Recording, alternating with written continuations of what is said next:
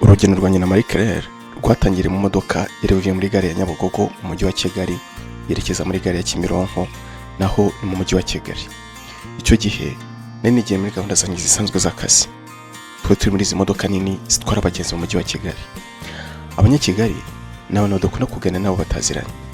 Muri icyo gihe rero usanga benshi bahugiye muri za telefone zabo, abandi bakagenda bitegereza ubwiza bw'uwo mujyi, mu gihe abandi babatekereza aho bazakura ubwishyu bw'amazu babamo n'ibindi. Nanjye ndimo ntekereza ibyanjye, ariko nza kuraranganya amaso mu bagenzi bari muri iyo modoka, bonamo wari wambaye nk'umubikira. Nabanje kugira ngo umuyisilamu kuko bajya kwambara kimwe, cyangwa se akaba ndi wambaye nkabo ariko mbana n'umubikira. Twari tumaze nk'iminota 10 duhagurutse twenda kugera ku Kinamba. Nk'umuntu natangiye kumutekerezaho ari nako mwitegereza. Ntabwo namubonaga neza, ariko nabonaga ari umukobwa ukiri muto wenda uri hagati y'imyaka 25 na 27. Natangiye kwibaza nti uko uyu mukobwa mwiza bikizangaha ibi bintu yabigiriyemo iki? Ese ubundi bazabishobora koko? Mbese namwibajijeho byinshi birimo no kumenya uko yitwara iyo hagize abasore bifuza kumutereta. Hashize iminota 5 mwitegereza nungutse igitekerezo. Natekereje kumuvugisha hanyuma yankundira nkamusaba nimero. Nubwo nengiye mu kazi niyemeje ko aho uwo mukobwa aza kuviramo ariho nanjye nza gusigara nkagerageza hareba kampa nimero ye. Uko imodoka yahagararaga ntitaye kuhigeze, nabaga niteguye ko nanjye ngiye kuvamo. Tugeze ku Gishushu ubwo twari dusigaje iminota 15 ngo tugere muri gare ya Kimironko aho twese twari kuviramo. Hari umuntu twari twicaranye wari ugiye gusohoka, noneho asaba kumuha akanya ngo atambuke. Namuviriye mu nzira, amaze gutambuka kongera gutambuka undi ushaka kwicara aho uwo nguwo yari yicaye. Amaze kwicara noneho nende yicara nongera guhanga amaso kuri wa mukobwa. Ndebye aho arahagaze bora ntaho hari. Ndebye hafi yaho naho ndamubura. Ese ntekereza ko asohotse kandi imodoka irahagurutse igiye. Nese nkomanga munanye nsohoke, abantu batangiye kwitotomba ngo kuki ntasohotse kare. Na shoferi aritonganya ngo ntahagarara, ariko mabwira ko ntinamenye ko aho ngaho ariho ku Gishushu, ko nasabye umuntu kuza kumbwira ko tuhageze nawe akabyibagirwa. Shoferi agezeho arahagarara, nayindwana no kwihuta mvamo, natekereza ko nshobora gusanga wa mukobwa ncitse. Ariko ngeze mu muryango nsohoka mbona wa mubikira aracyari mu modoka, ahubwo ni umuntu wari wamukingirije, kandi shoferi we yararimo ambwira ngo nisohoke bigendere. Ndabuze ubwasubirayo bwasohoka, ariko nza gusanga nta kundi nyine ngomba gusohoka kuko n'abandi bagenzi barimo bitonganya. Ntabwo ni kugenda n'amaguru nsanga iyo modoka igihari, cyangwa se gumenye aho umukobwa aza kuvira. Kandi nta n'indi modoka ni kubona mu buryo bworoshye, uretse ko nayo nta kamaro kanini ari kumarira kuko ibigenda nyine ihagarara mu nzira. Uburyo bwonyine bwari busigaye ni ugutega moto. Ese mpagarika umumotari nari mbonye, mubwira ko hari imodoka shaka ko akurikira kuko nayibagiramo ibintu. Abamotari iyo bumvise ko hari ikibazo ugize baguca amafaranga rwose nta kwikanga. Ariko nagerageje gukatuza, nawe akuraho make ubundi turajyana. Mu nzira uwo mumotari yambajije niba nibutse kureba plaque y'iyo modoka, ariko mubwira ko nabyibutse yarenze. Nawe si ukwiruka arusha ambulance. Tugeze ahitwa kwa Rando hafi ya Stade Amahoro nibwo twabonye iyo modoka ihagurutse, maze ndatekereza nti ubasanga n'abasohotse. Nuko ndaranganya amaso mu bantu bari babivuyemo, mbona ntawe urimo. Uwo mumotari we yashakaga kwishyikira igahagarara nkajyamo nkabona ko nkuramo ibintu byanjye, namubeshyaga ko nibagiriwemo. Ariko namubwiye ko ntaho bitwara kuko ari umuzigo ko nkukuriramo muri gare. Nuko agenda inyuma yayo kugeza igeze muri gare, ndamwishyura aragenda, nanjye njya kureba uwo mubikira. Nahagaze hafi y'iyo modoka ntegereza ko asohoka, ariko ntababeshye nari mfite ubwoba pe. Ndimo ntekereza ukunza kumubwira, nibaza kwemera kunsuhuza cyangwa se kumvugisha, nanatekereza ko ashobora kunyumvira ubusa. Ubwo uwo mubikira rero yaje gusohoka, ndamugenda inyuma, mugize ndamubwira nti wiriwe neza. Yego, gusa nabashakaga. Ni amahoro sunshakira. Ese ko mbona wagira ngo haraho nkuzi. Ndabona amaso ataraye. Nanjye nahoze muri iyi modoka. niwe wari kuviramo ku Gishushu. none se ugeze aho ute?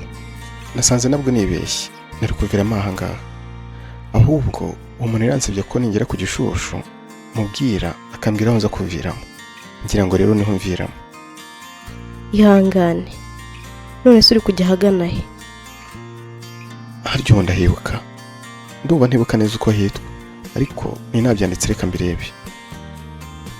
Nuko nirebesha muri telefone, ubundi ndamubwira nti naho biti Masoro kwa Nayinzira. none se waba uhazi ngo ndangire? Yego ndahazi, izi modoka ubona niho zijya.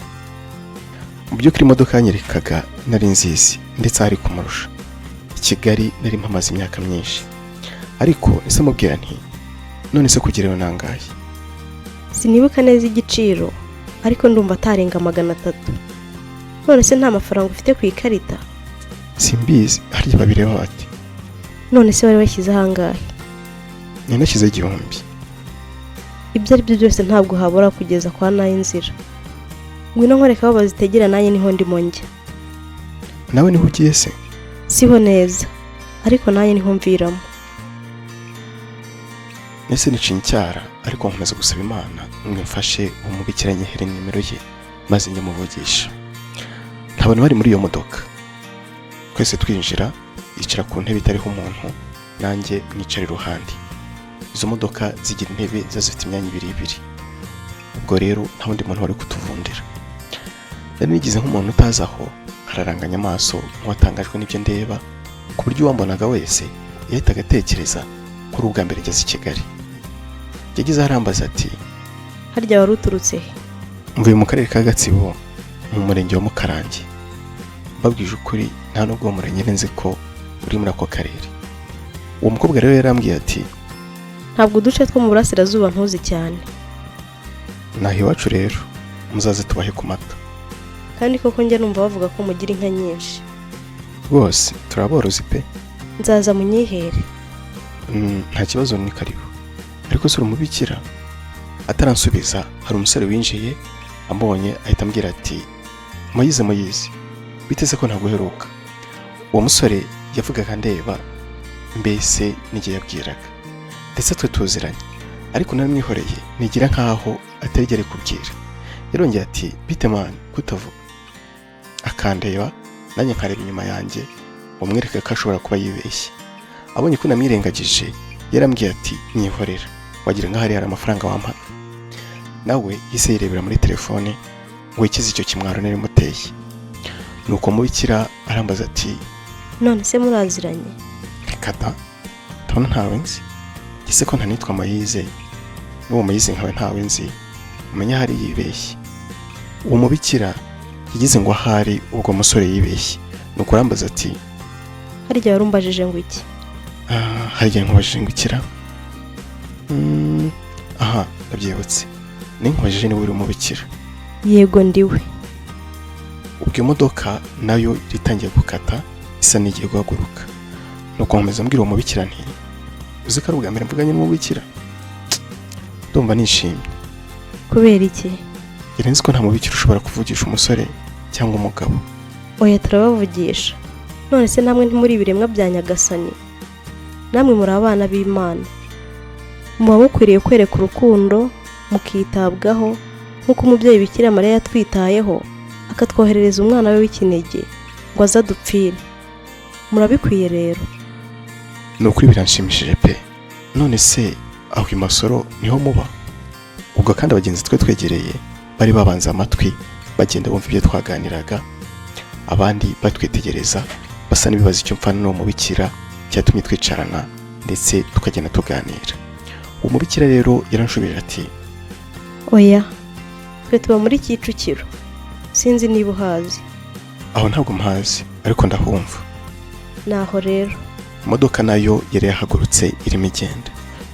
uwo mubikira yatangiye kugenda ambwira hamwe na hamwe twacaga, anyereka aho ahuze gereza, anyereka kwa Mushimire, anyereka mu izindiro, tugeze no kwa Nayinzira ambwira ko ariho tuviramo. nubwo nari mpazi, nishimiraga ukuntu agenda ambwira aho tugeze, kandi ubona ko abikorana urukundo, nk'uyifuza kumenya aho hantu. nanone ako kanya twe tumaranye kari katumye imitekereza neza. Yari yambaye ikanzu y'ababikira kandi amakanzu yabo ntabwo badoda bagamije kwerekana uko aba bakobwa bateye, ariko wabonaga rwose imubereye, ari mwiza, aseka neza, avugana urukundo. Muri make inama zo kubona ko ari umukobwa mwiza pe. Ku bwanjye nifuza ko twakomeza tukijyanira, byanashoboka urugendo rukaba rurerure, ariko igihe cyo gutandukana nawe cyari kigeze. Tugeze hanze yarambwiye ati, ngaho hamagara wa muntu mubwire ko wageze kwa Nayinzira, nanjye ndagiye. ntabwo utagize pe, iyo ntakugira menya nari kuyoba. Oya, n'abandi bari kukuyobora. Rwose wakoze cyane, ariko se ngira icyo nkubaza? Nta kibazo mbaza. Ese niba ntakugoye wambwira uko witwa? Harya sinakwibwiye, nitwa Marie Claire. Nishimiye cyane guhura namwe Kere. Nanjye nitwa Kerema. Ni byiza, ngaho ibihe byiza Kere, ubwo ntawamenya tuzongera. Agiye kugenda nisa mubwira nti, none se wankundira ukampa nimero yawe? Wakoze kubana natwe. Wifuza kujya ubona inkuru nk'izi kandi buri munsi, wibuke usiga ukoze subscribe, ukande like nk'ikimenyetso kitwereka ko wabanye natwe, unaduhe igitekerezo unyuze ahagenewe ibitekerezo. Naho utaha.